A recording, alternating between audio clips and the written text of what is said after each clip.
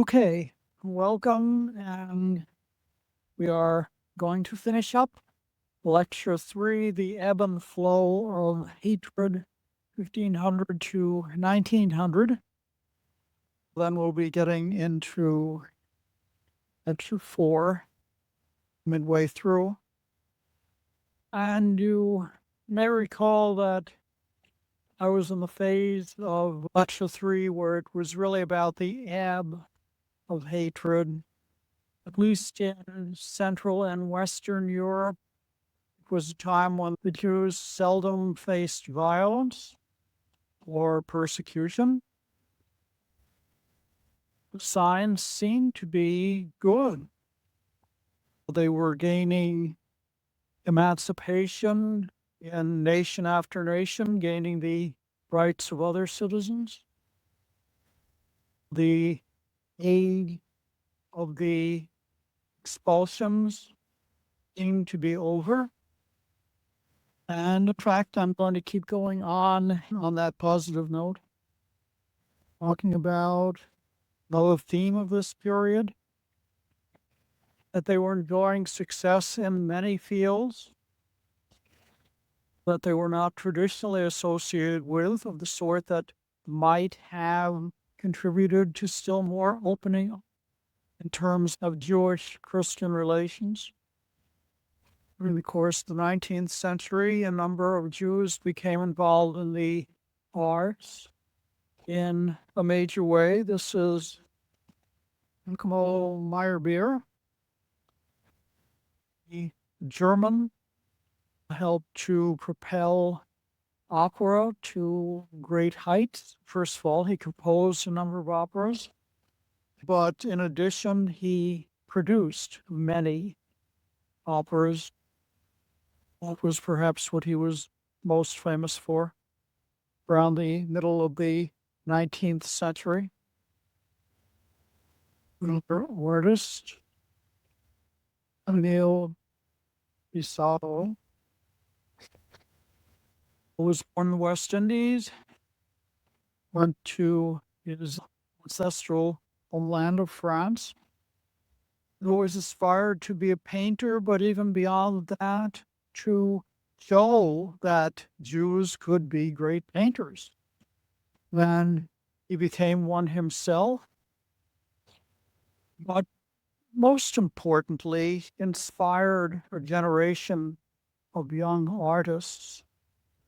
He is sometimes regarded as the father of French Impressionism.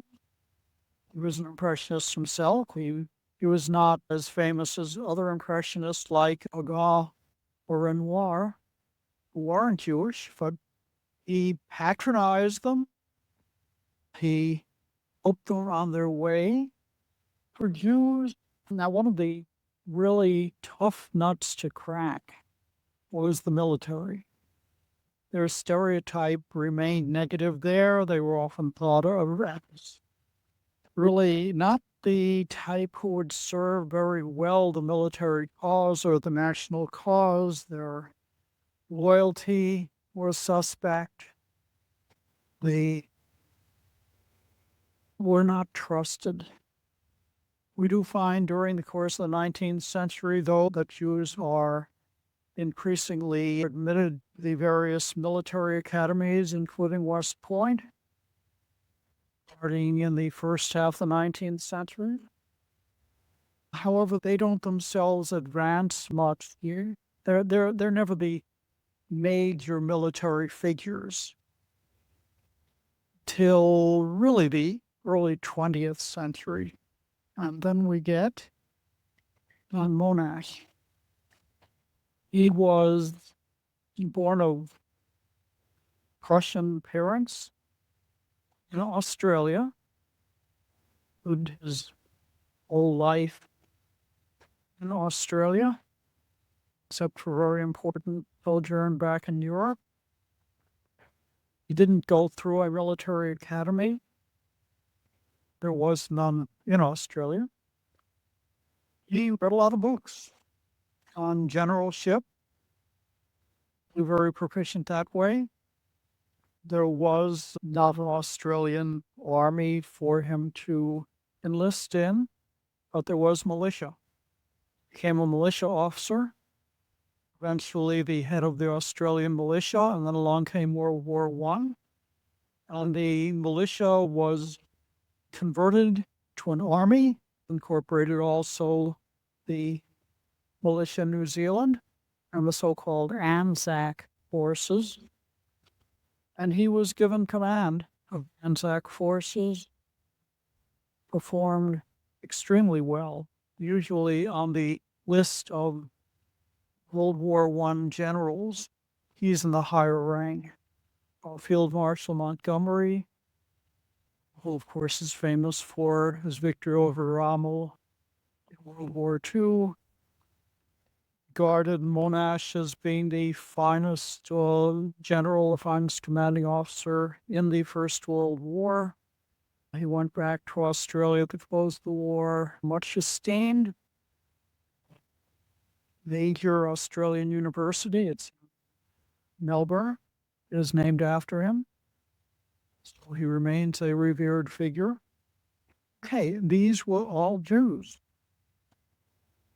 And there were many others who were succeeding in a great variety of fields. Things seem to be opening up. They seem to be getting better.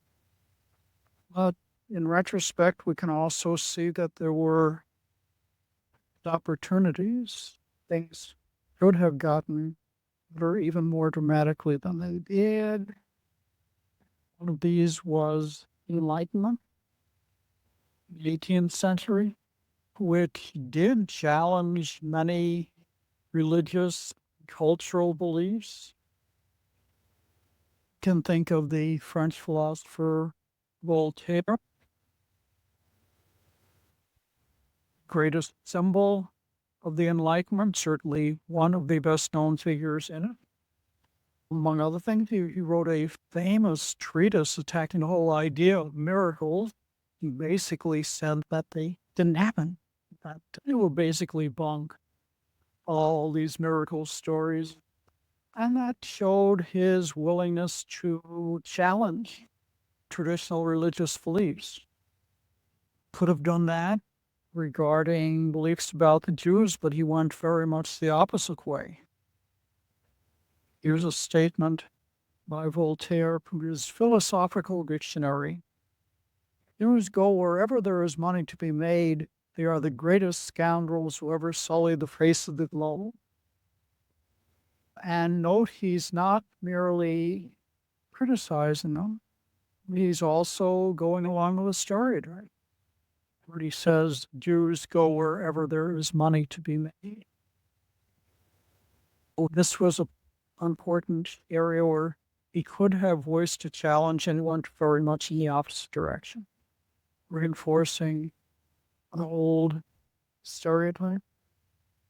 And if you read much Voltaire, and there's a reference to the Jew, Candide, perhaps his most famous work, that reference is going to be negative. Romanticism also challenged the status quo in many respects. But when it came to anti-Semitism, a lot of them didn't. They instead reinforced it. One issue with the Romantics was that they tended to be quite nationalistic. And nationalism, as we've seen and as we will see, was often a negative part of the equation as regarded the Jews. They really loved the Middle Ages because they imagined that Middle Ages is where the modern nations of Europe really got their start, where the English became English and the Germans became Germans and the Italians became Italian, etc. This often took them down negative roads as far as the Jews were concerned. And as an example here, I give you Johann Fichte. Fichte was not a major poet or novelist, but he had an important role to play in the intellectual history of German Romanticism. And on the issue of emancipation for the Jews in the various German states, they were emancipated kind of early on in some states, but in others, not so much. And notably in Prussia, not moving at all. And Fichte spoke about this, whether the Jews should be emancipated in Prussia particularly, but also other German states. And he said, the only way to give Jews full citizenship would be to cut off their heads on the same night in order to replace them with those containing no Jewish ideas. He went on. A mighty state stretches across almost all the countries of Europe, hostile in intent and engaged in constant strife with everyone else. This is Jewry.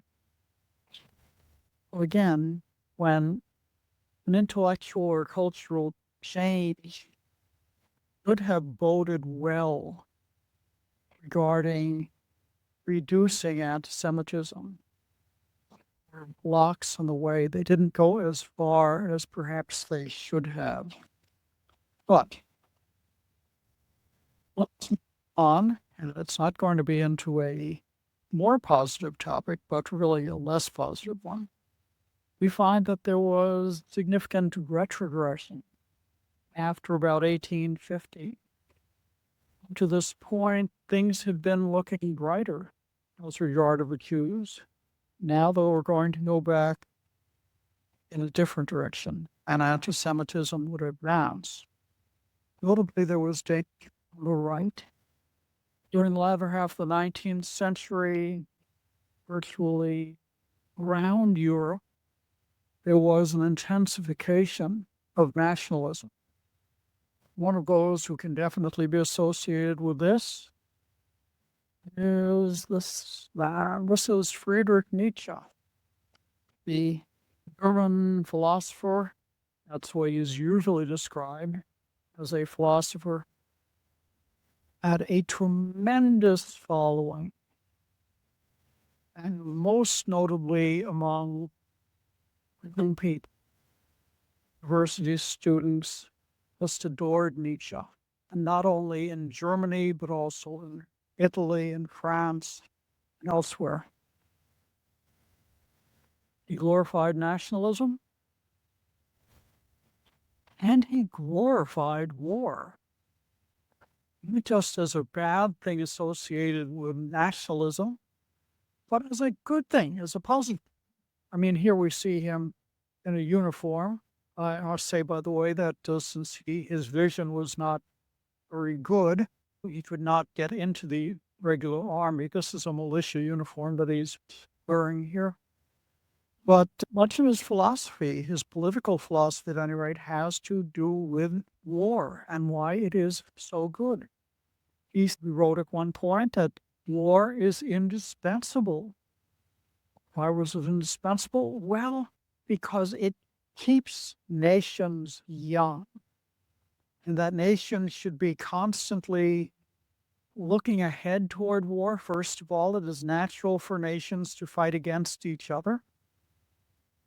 Second, if they stop preparing for war and stop going into the army, when the nation is going to grow old, the way to stay young and vibrant is to always be preparing for war or fighting a war. That was Nietzsche's perspective, and he's quite direct on this. This kind of nationalism and militarism, glorification, we're going to find that very much, not just among the Nazis, but among the fascists generally. And we're definitely headed in that direction as we go through the latter half of the 19th century. I should mention that Nietzsche was not himself notably an anti-Semite, but his influences assisted anti-Semitism in its progression, and his glorification of nationalism did. Talk about another some advent of racial science or racialism. This had, in fact, this was quite old, and the Jews had regularly been thought of in terms of being a different race. Consequently, they were somehow prevented joining another race, even if they were anxious to do so. There was in Spanish emphasis on something called limpieza de sangre, cleanness of blood. It goes back to the later Middle Ages. And a person had to have cleanness of blood, which in practice meant even if he was the descendant of long lines of conversos, the fact that he had been of Jewish grandparentage or great-grand, et cetera, however many generations, he still didn't have cleanness of blood. And we find that as late as the 19th century, guilds are refusing to let Jews in or let them practice their various trades because these great grandsons, conversos, they don't have clean blood. That was a very old idea. So blood was something that had to be cleansed over infinite generations. In other words, it was not as simple as just going out and being baptized if you were Jewish. That didn't make you really a Christian. Still have Jewish blood. So this idea of race is something that carried on, even if one attempted to think. We really get into racial science, though, through the works of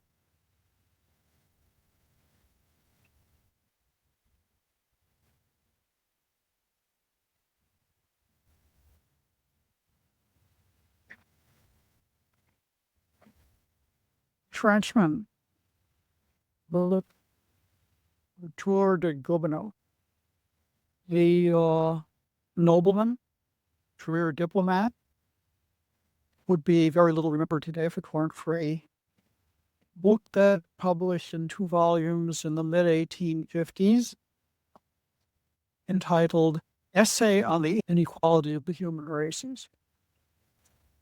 It's very interesting to compare Gobineau to Karl Marx, because both of them around the same time were pondering what moves history, what shapes history.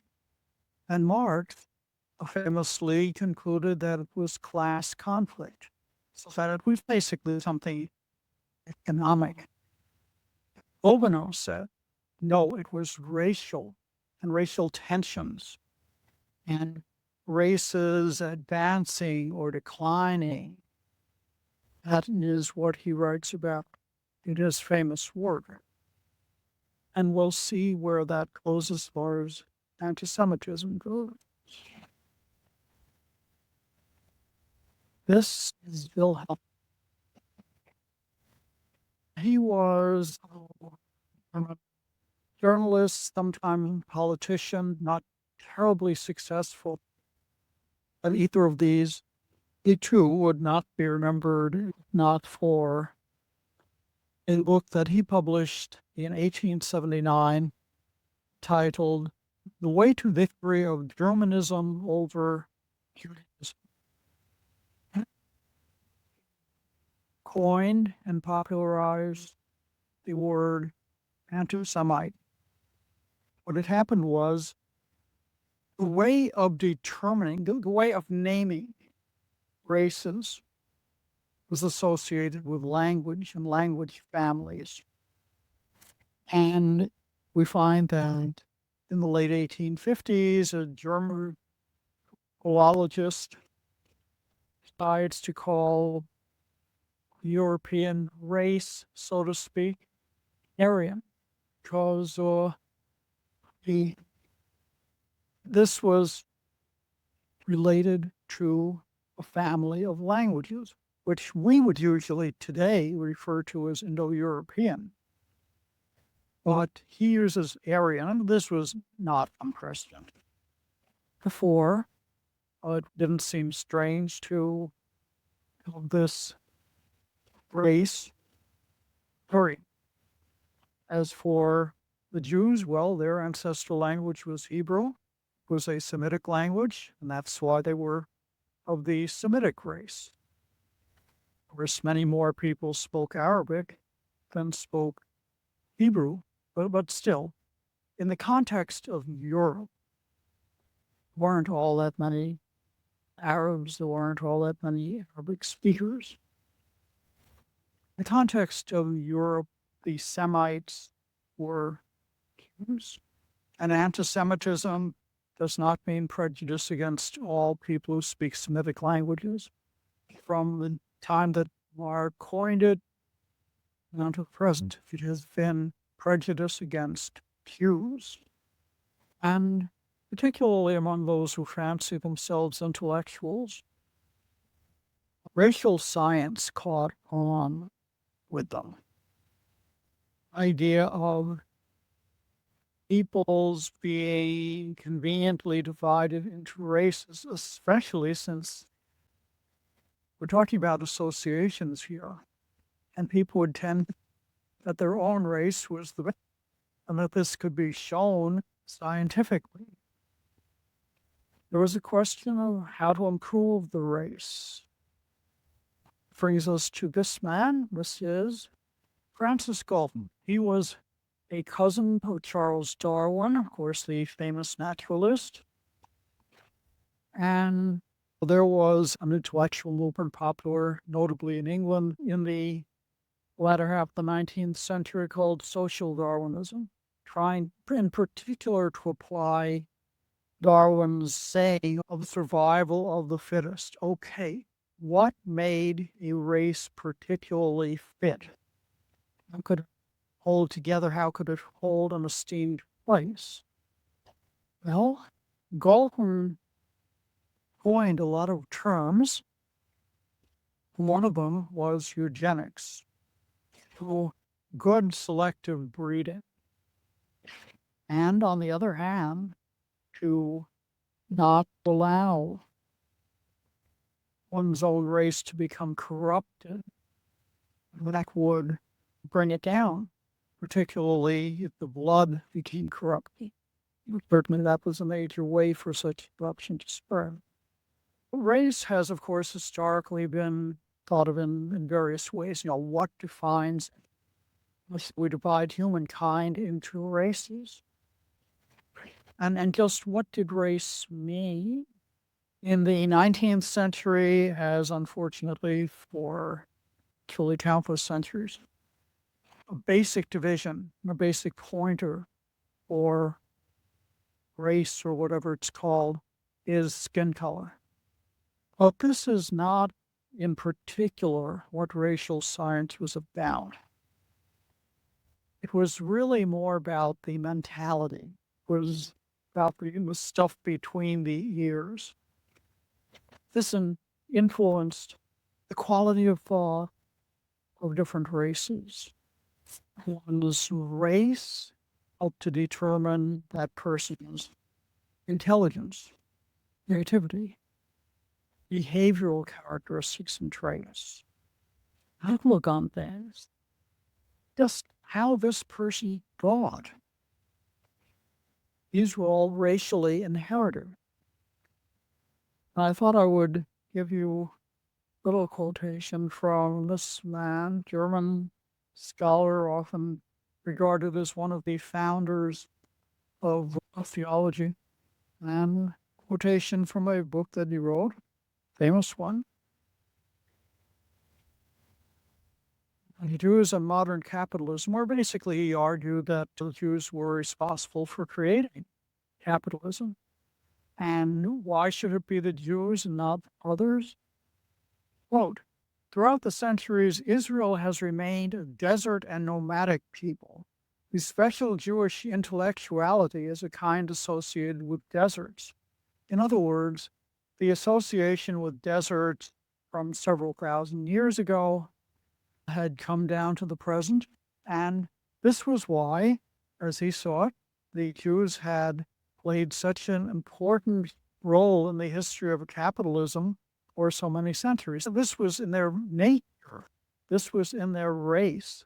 They had inherited it, passed down, down, down, down to the present from their days back in the desert. And Jews wouldn't change, and they couldn't change. They were a certain way. It was also widely thought that if they, both Jews married, Christians, or with whatever group, would defile their blood, and they would bring this other race down. Mind you, other races could also be accused of bringing down higher races the same way, but the Jews particularly. Going to move on to the conservative critique, the role that it played in rising antisemitism. Means the center of European conservatism tended to be in the higher classes, tended to be among the wealthy, politically influential, and the conservatives tended, among other things, to like conformity. They did not want to see rapid change. They wanted to see people conforming to their place on the socioeconomic ladder, generation after generation after generation. And from their point of view, the status quo was very good. But they were sensitive to challenges of the status quo. They felt that freedom of religion in general and advancement of the Jews in particular was working against this. We can find this continuing sense of the Jews as a religious foe, religious enemy. Here we have a very important German cleric, Stecker, who in 1879 wrote this: modern Jewry is an irreligious power, a power that everywhere fights Christianity bitterly.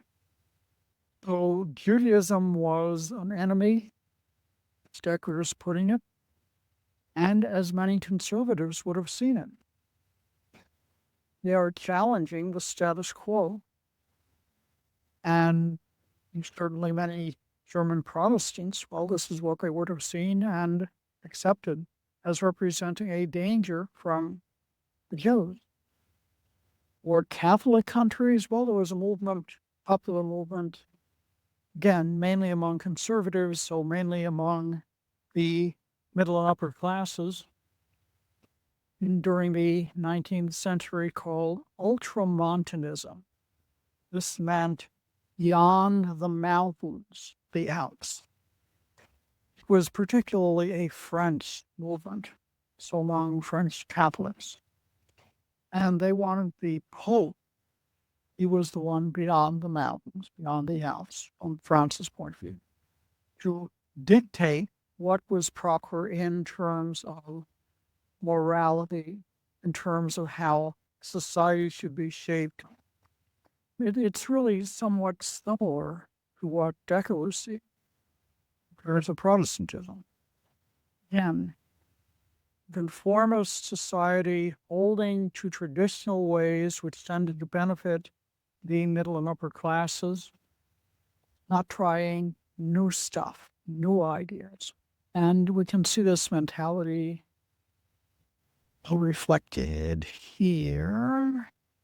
Okay, as democracy was spreading in Europe during the latter half of the 19th century, was good in a lot of ways, but not necessarily good as far as the Jews were concerned or the issue of anti-Semitism, because the Jews were thought of as supporting all kinds of changes in society as society worked. And some of them indeed were being elected to their respective legislatures. I'm going to give you a complaint by a German anti-feminist World War I era. Modern feminist movement is, like social democracy, an international foreign body in our national life. Both movements are, considering the great participation of the Jewish element, international in origin and fight with equal fanaticism against all fundamentals of the people's life.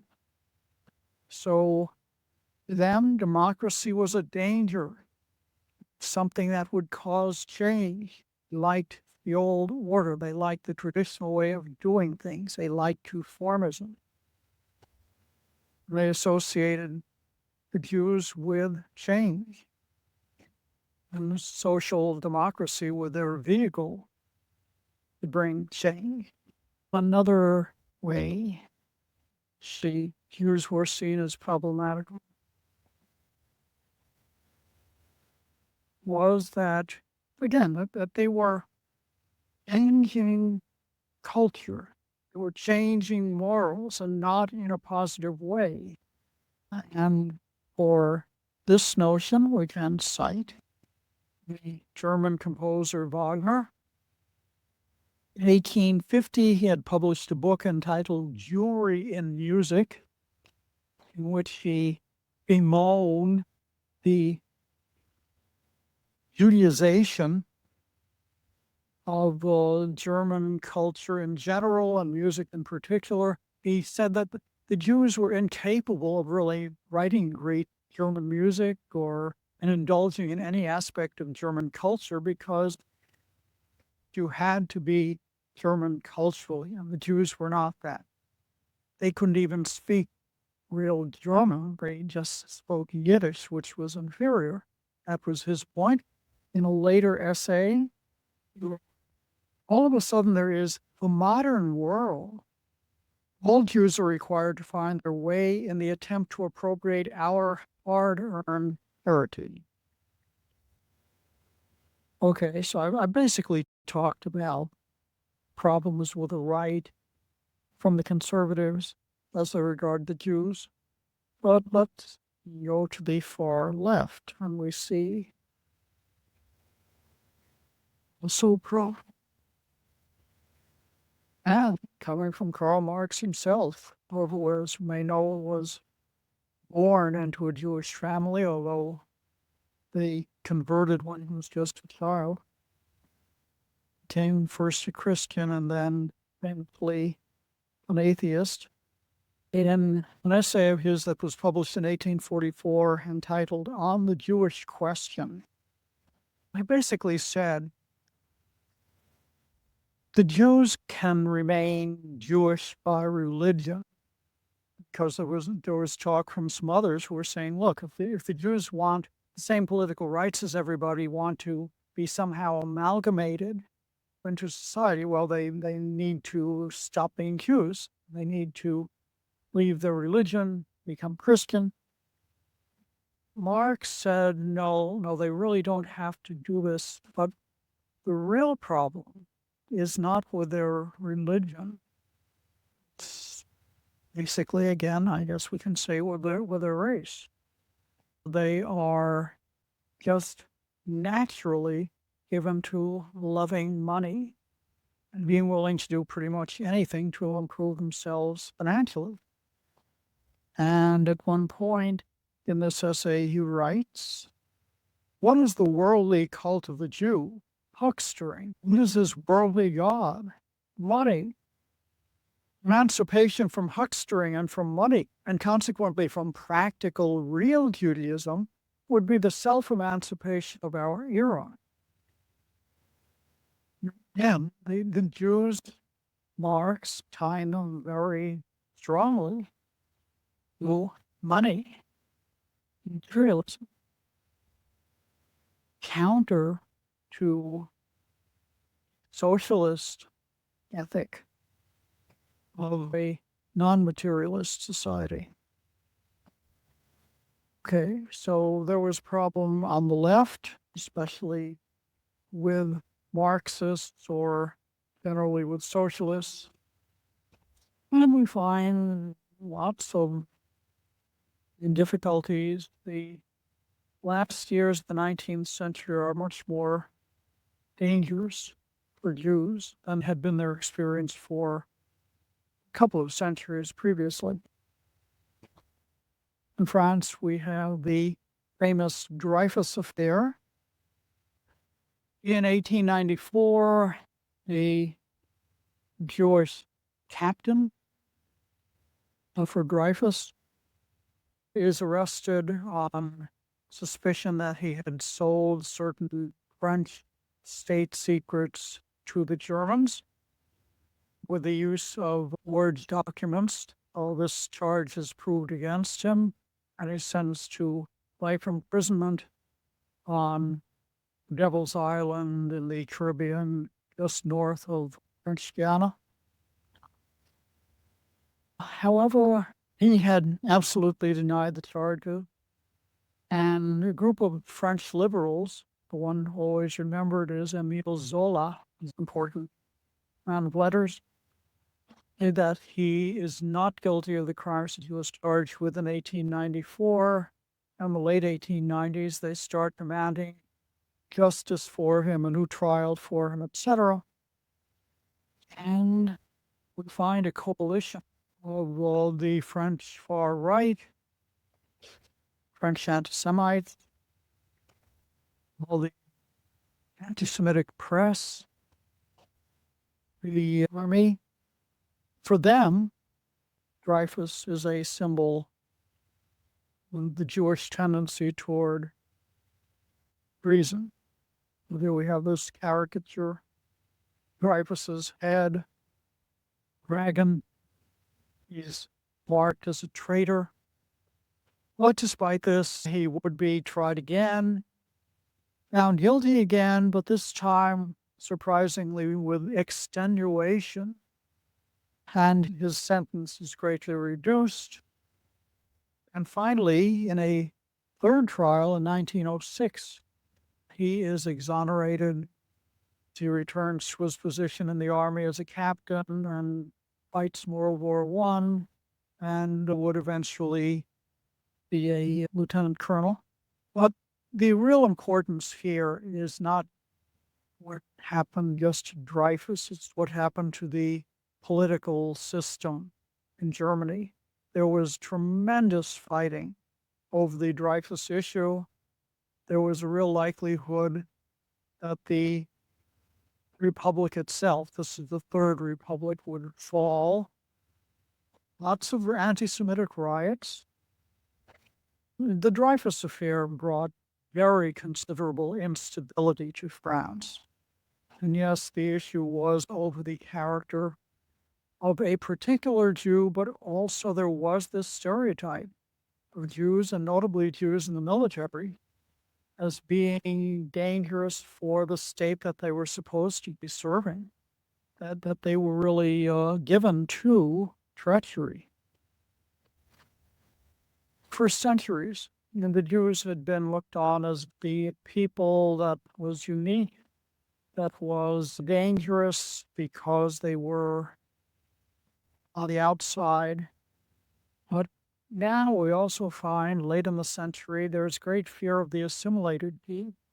He may just be pretending to fit in with the general population, carefully dressing like others in the broader population, but the idea was that he could never really be changing. He was a Jew.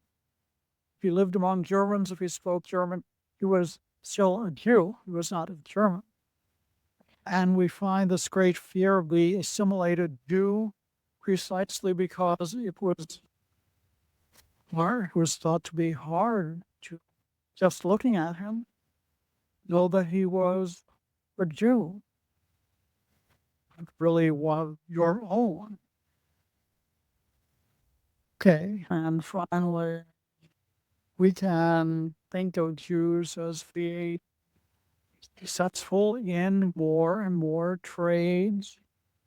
But to a lot of people, this meant that they were becoming more and more competitors, that they were moving in notably to the professions and then challenging the status quo, challenging the middle and upper classes. Again, the fear of Jews as competitors. I'm going to switch to a different atmosphere. I've talked about how for a long time there were things improving for Jews, but I specified in Central and Western Europe. So what about Eastern Europe? Very different. Things don't get better.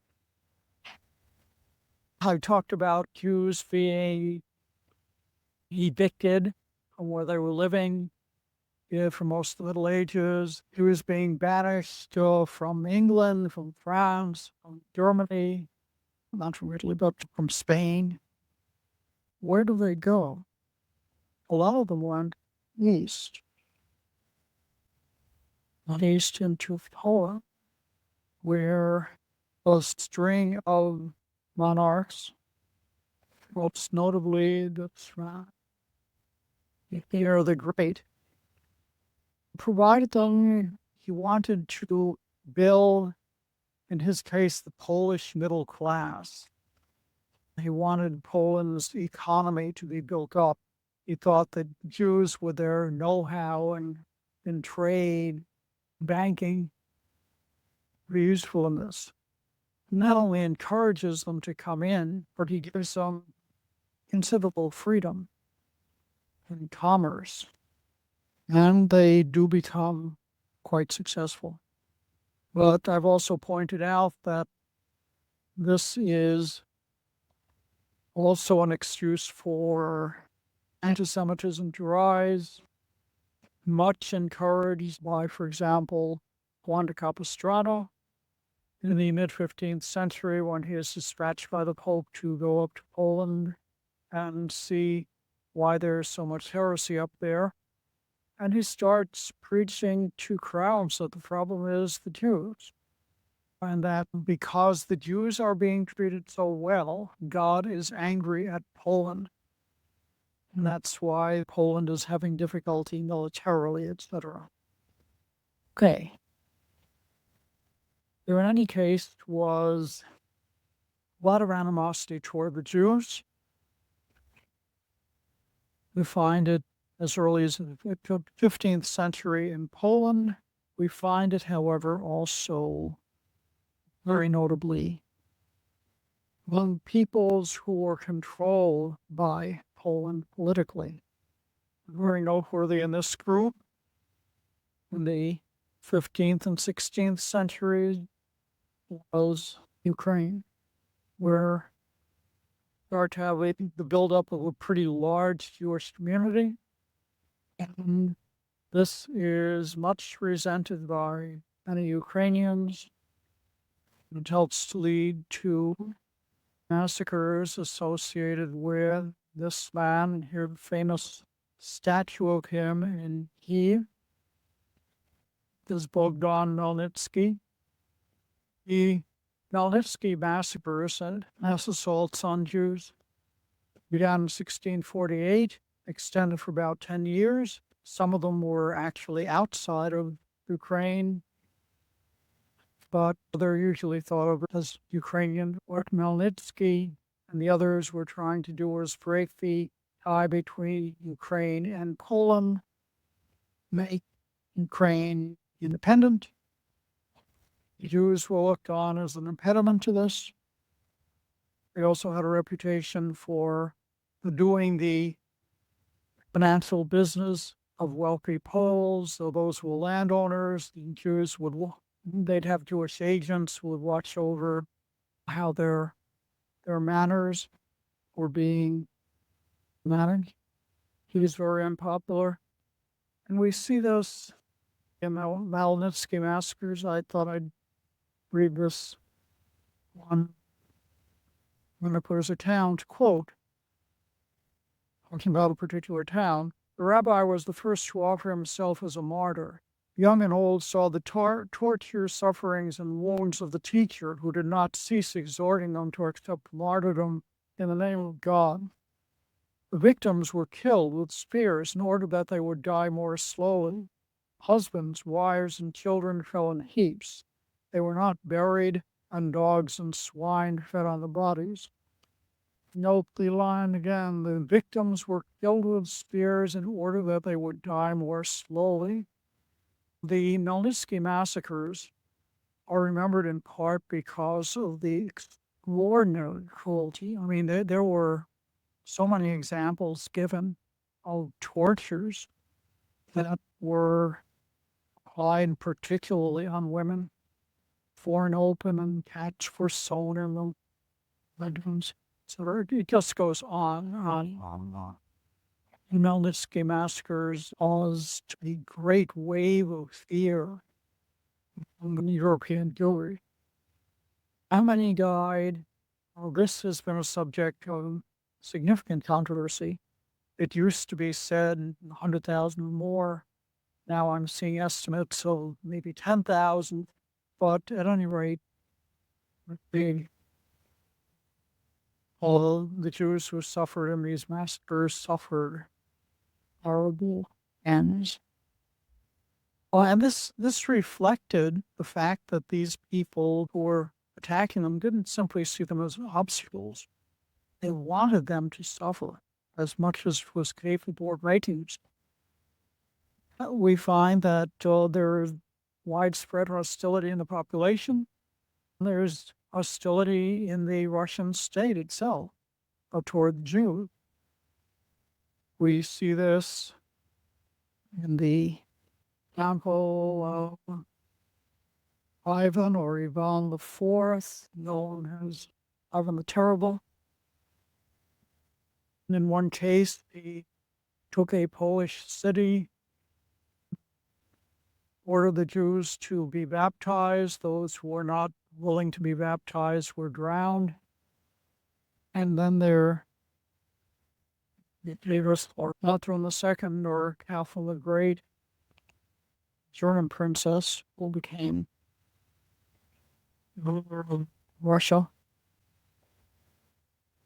Russia had been expanding and expanding and expanding and gaining more and more and more conquest.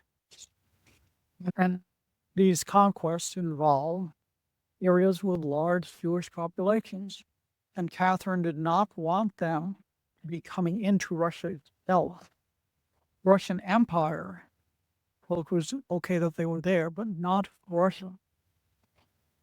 And in 1772, he determined on an area, a zone, that the Jews could live in, the Pale of Settlement. It would be defined and redefined and redefined in early years. Basically, what was happening was Poland was falling apart. And finally, by 1795, it was all absorbed by other powers, including Russia. There were many other states that fell under Russia's control that had large Jewish population. They were all supposed to stay, all those Jews, Pale of Settlement. And this is what the Pale would have looked like. Poland in the north, and Lithuania, Baltic states, down to Ukraine down here, Black Sea region. And from the beginning, the greatest center of European Jewry, of world Jewry, was the Pale of Settlement. That is where the overwhelming majority of Jews in Europe lived. And it would remain that way. And in the end, that is where the overwhelming majority of Jews who would die in the Holocaust were from, that vast region. Within the Pale. The Jews characteristically lived in towns and villages, and large Jewish minorities, or sometimes majority, were called the stepples or steppach, that have sort of a romantic hold over the eyes of many Jews today. There's something romantic about the steppe. But the steppe was supposed to be a place where Jews lived but did not prosper. They would be very impoverished, in fact. And remember, if we're going to talk about Tevye, we should remember that he was just a milkman. He was not a banker. He was not a merchant. He was a milkman. And Jews were barred from most trades in the world of the shuttle. There was not much of a way for them to prosper. Continuing the later czars, much hostility against the Jews and persecution of the Jews. It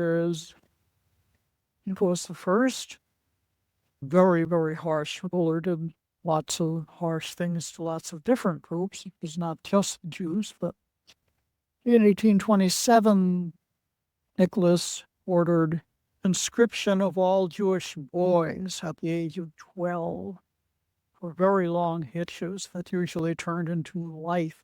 The major objective was to persuade them to convert, to be baptized. They were reluctant to do that. They would be physically assaulted. They would be fed very little. By the way, at the same time as he was building up the numbers of the army with these boys, Jews were not to be given the rank of officers, all just privates. This remains for the remainder of his reign.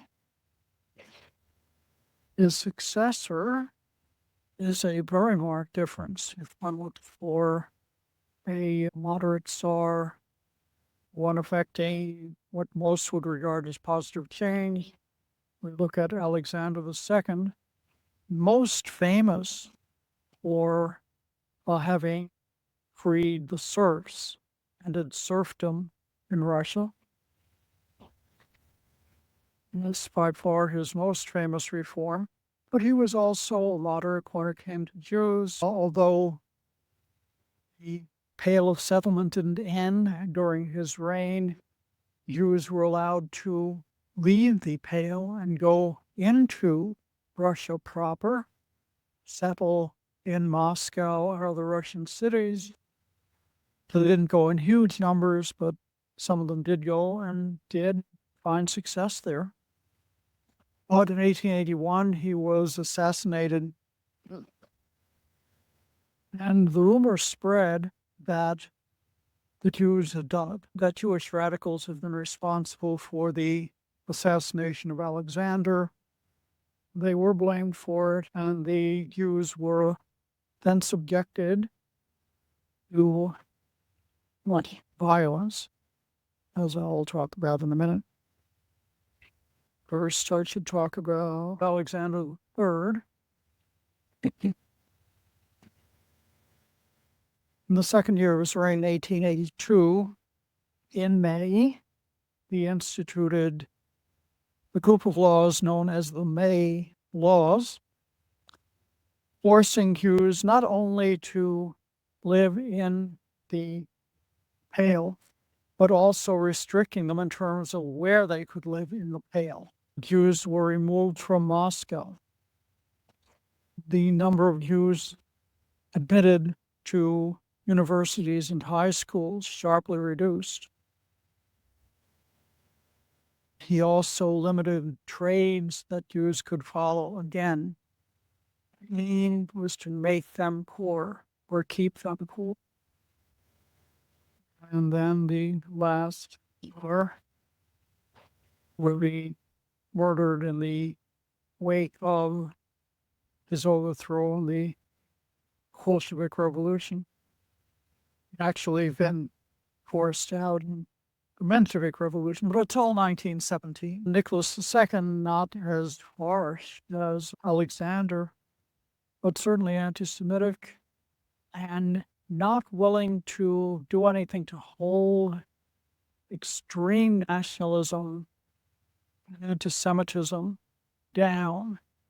Instead, he gave his approval in 1904 for the founding of a group known as the League of the Russian People. Today, we would describe it as a far right-wing group, very nationalistic, very anti-Semitic, who would soon become known as the Black Hundreds, and that is the nickname under which they are usually known. Moving into the age of pogroms. Pogrom from a Polish word for an anti-Jewish riot. And then you have this wave of pogroms, assaults on Jews in their shtetls, in the wake of the assassination of Alexander II. Again, they're stirred up by this rumor that the Jews were responsible for killing Alexander. And they continue on, finding different excuses, but always very bitter anti-Semitism. There are thousands of pogroms in the 1880s, 90s, early 20th century. Many of them fairly small, many of them, in fact, mainly intended for plunder. Whatever the Jews had was likely to be stolen. If there was a Jewish store in town, it would be ransacked by the mob, that sort of thing. The most bloody of all pogroms was caused most deaths by a lot, was in Ukraine from 1918 to 1920. What happened was that basically Russia had fallen apart to some degree as a result of the Russian revolutions, 1917. And now there was among Ukrainian nationalists the desire to gain and hold independence from Russia. And the Jews were seen as being supportive of the Russian state, of the Bolsheviks. And this led many far right-wing nationalists to attack them. There were Russians, those associated with the so-called White Army, which attempted to overthrow the Bolsheviks. Also Cossacks and Ukrainian nationalists, all of which associated the Jews with Bolshevism. Okay, I'm going to give you a quotation from a young woman that kind of speaks for itself.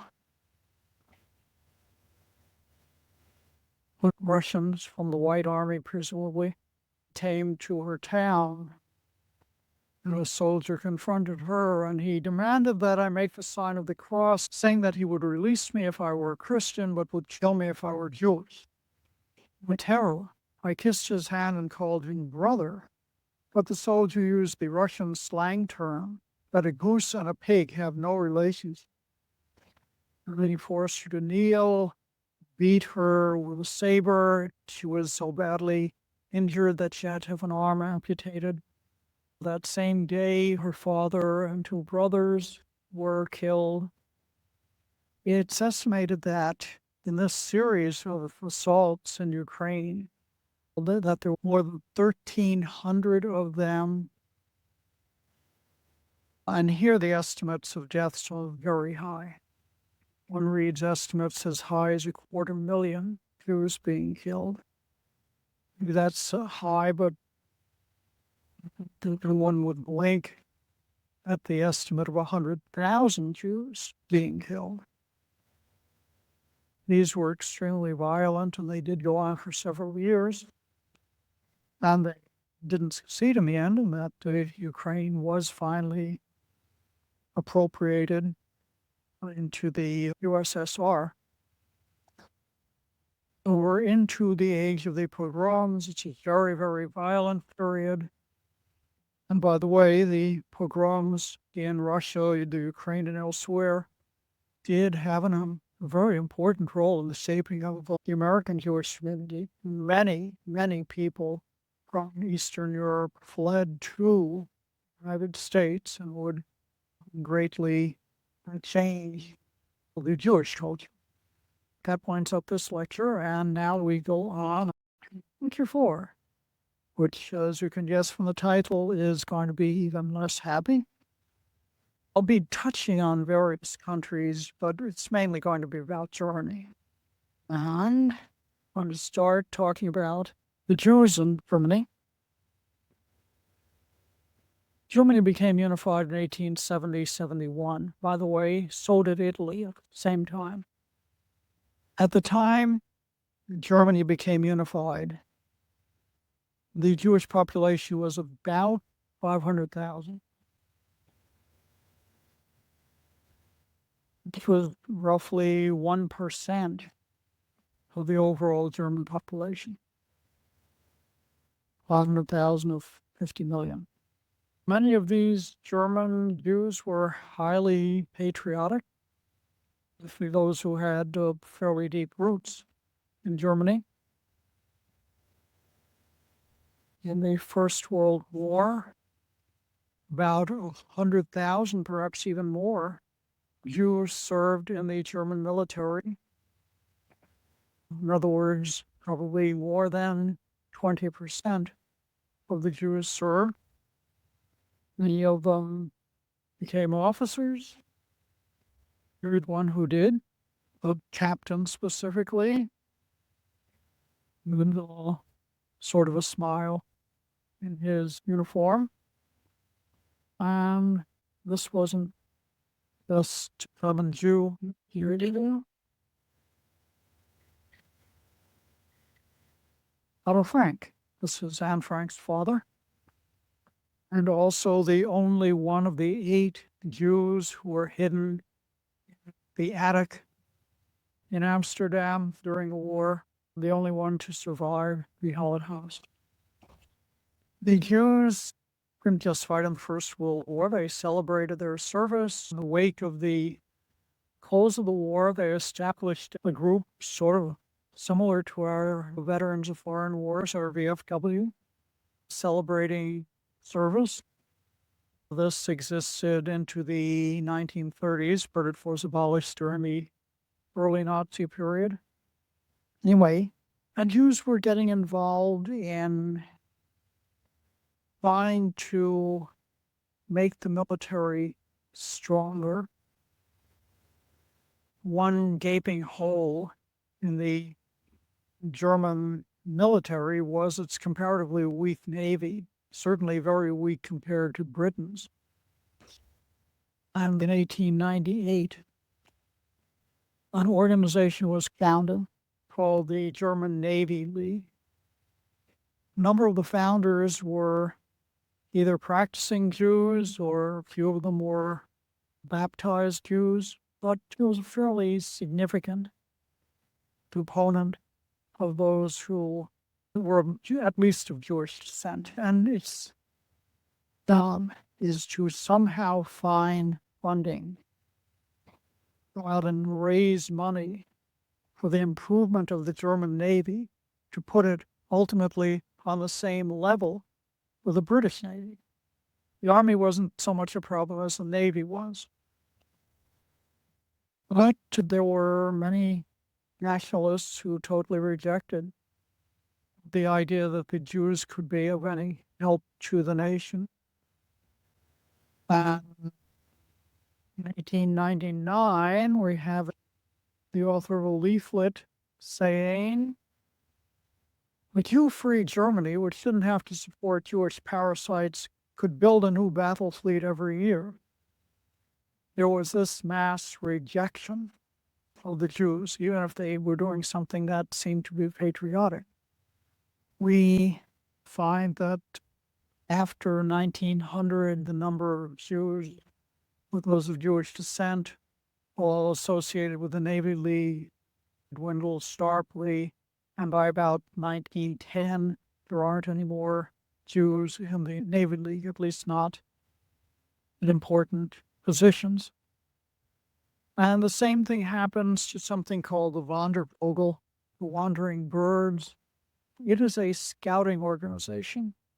Scouting organizations, and scouting is really becoming popular, served a nationalistic fervor to try to make the kids who were inducted love their nation more by getting out into nature and sort of melding with it.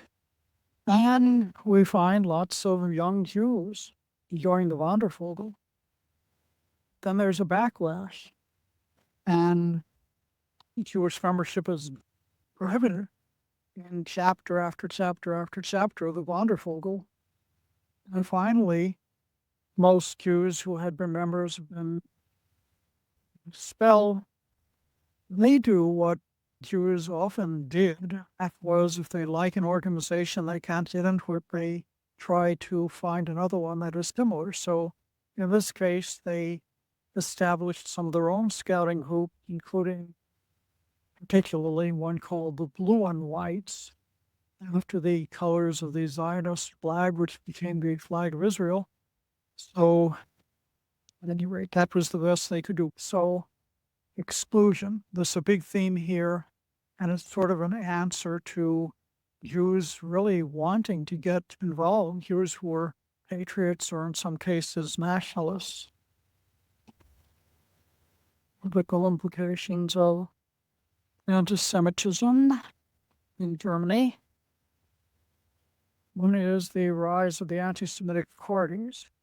The first anti-Semitic party is, as a matter of fact, declared by Wilhelm Marr. This book that I talked about earlier, 1879, where he coins the term or publishes his coinage of the term, anti-Semite, antisemitism, anti-Semitic. Basically, his book is about how the Jews are taking over.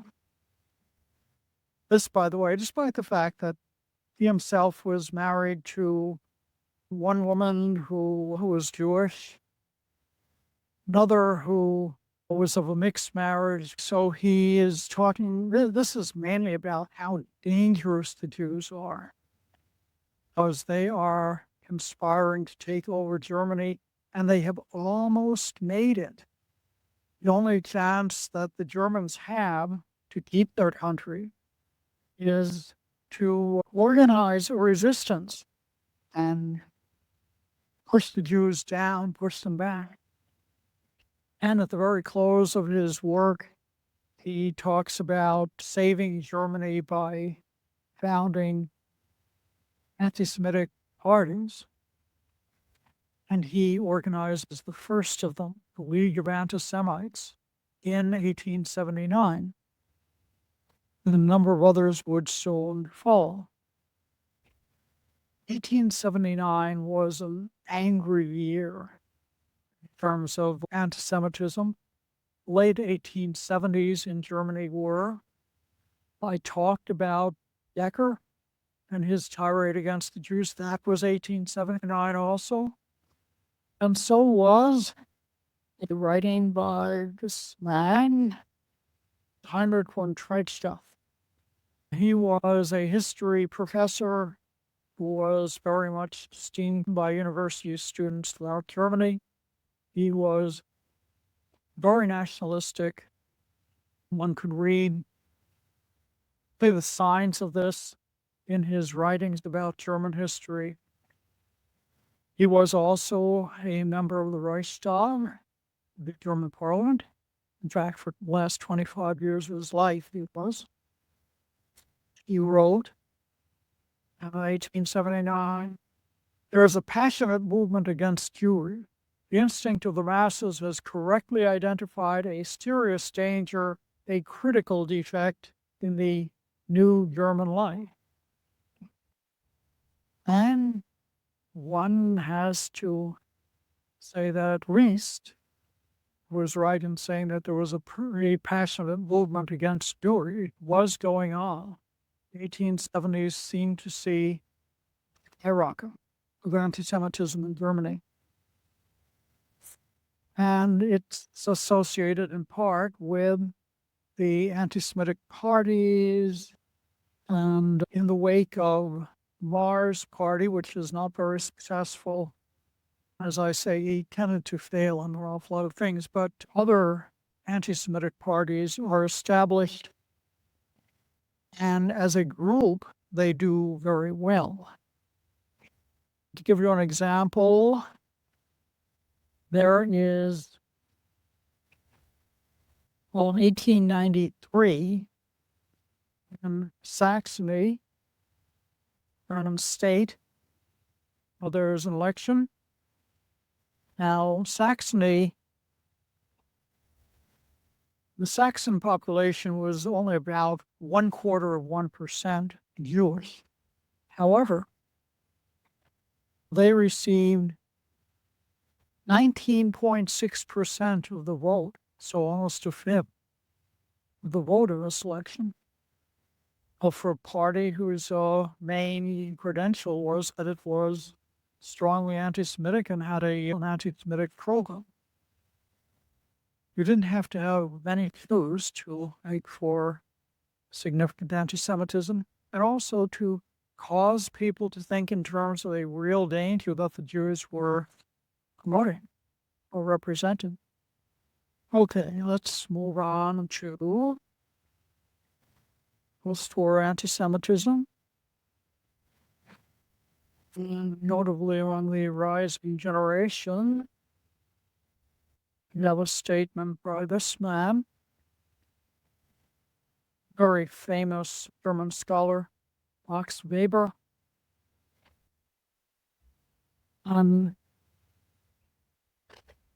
Weber commented, the academic atmosphere has become extremely reactionary and in addition radically anti-Semitic. In fact, we're finding that at this stage, Jews are banned from most fraternities, those who are at university. Well, Jewish faculty are often attacked verbally in their classes, and more non-Jewish faculty is vocally anti-Semitic. So this is the atmosphere as of, shall we say, 1919, 1920. It would get radically worse. I would like to call pivotal years about 4 years that really saw German anti-Semitism wildly expand, become much more radical and much more entrenched.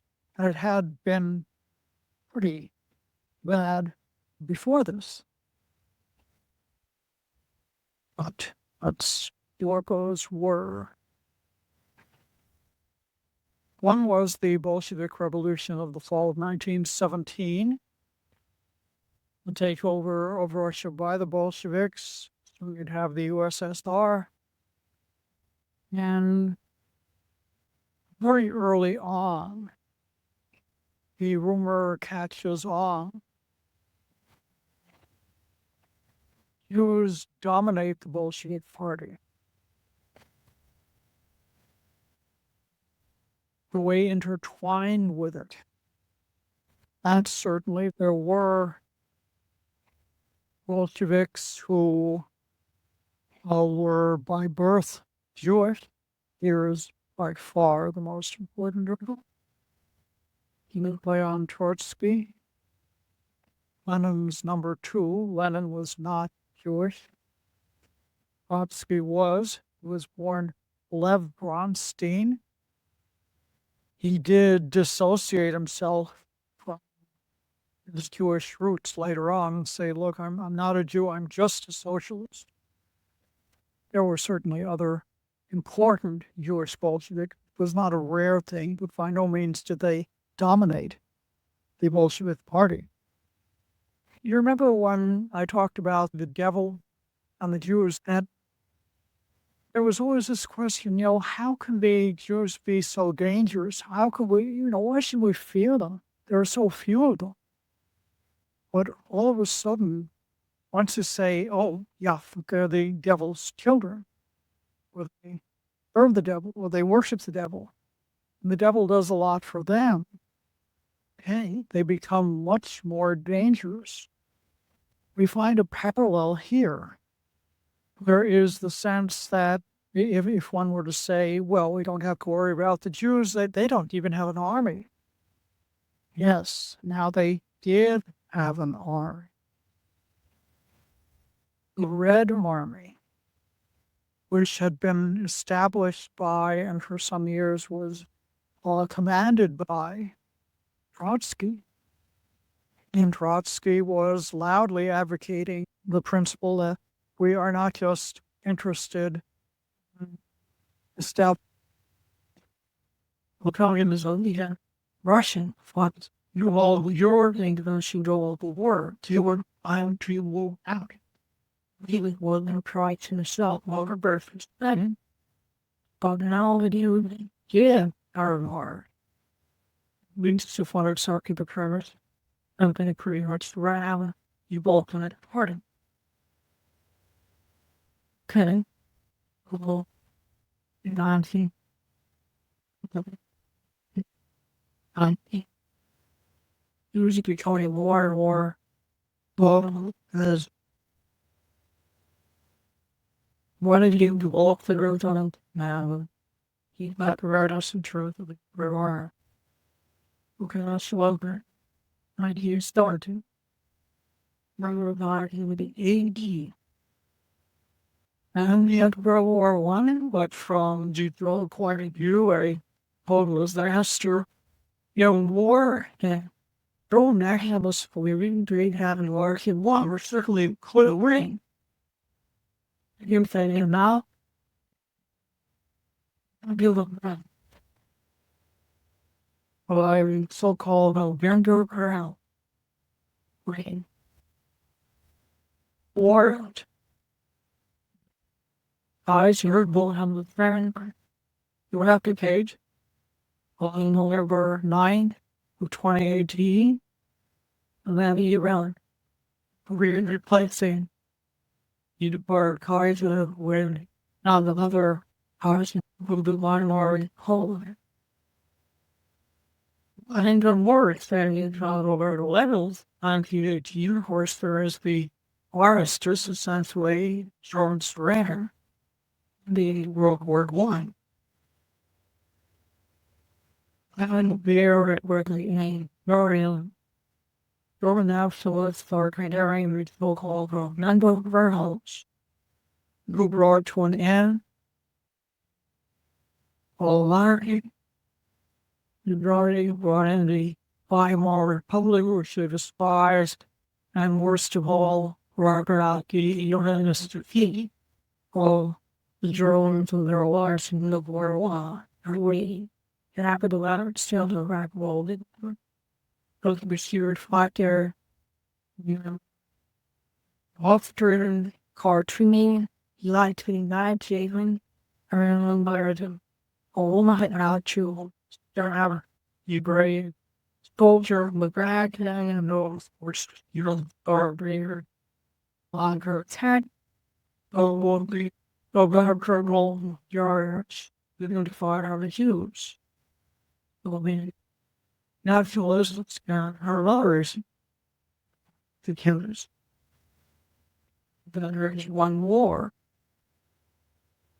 We call the buildings are walk to martial anti-Semitic work or homeless was originally introduced in the early 20th century. Nation had a temple because they were ran by the articles that who was not impressed by thought was not gospel. And many know that he Corvallis purports to bring the minutes of a meeting where George Trumbull always discusses the progress to reach either calling the world election.